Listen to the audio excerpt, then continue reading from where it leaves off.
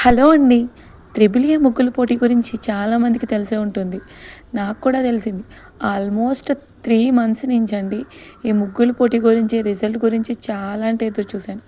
ఒక 5 అవర్స్ కష్టపడి ఎండలో ఈ ముగ్గునైతే వేశానండి.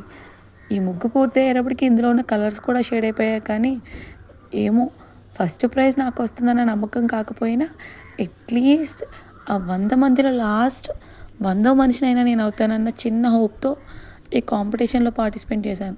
బట్ ఎందుకో రిజల్ట్ నాకైతే అంతగా నచ్చలేదండి.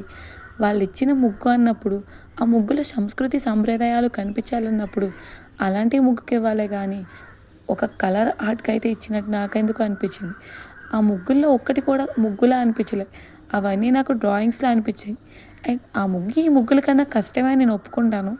బట్ వాళ్ళు చెప్పిన మ్యాటరు, వాళ్ళిచ్చిన బహుమతికి అస్సలు సంబంధం లేదు.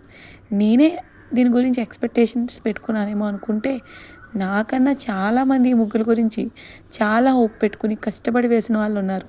యూట్యూబ్ ఓపెన్ చేస్తే ట్రిపుల్ ఏ ముగ్గుల కాంపిటీషన్ కోసమని చూస్తే వేలలో వీడియోస్ ఉన్నాయి. అవన్నీ చూసినప్పుడు నేనే కాకుండా నాలా చాలామంది కాంపిటీషన్ గురించి తెలిసి ఓడిపోయినందుకు ఎంత ఫీల్ అయ్యారో అనిపించింది.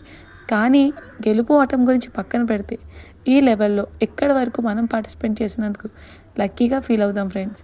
And thank you so much for mostly ఆ లెవెల్ వరకు మనం పార్టిసిపేట్ చేసిన అన్న ఫీల్ ఇచ్చినందుకు త్రిబుల్ ఏ వారికి కూడా థ్యాంక్స్ చెప్తున్నాను.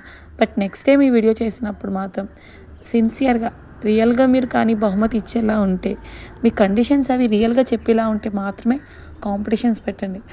నేనైతే ఆల్మోస్ట్ 3 మంత్స్ నుంచి మెంటల్లీ చాలా హోప్ పెట్టుకున్నాను ఈ కాంపిటీషన్ గురించి. ఏమవుతుంది? ఏమవుతుంది? ఏమవుతుందని. But real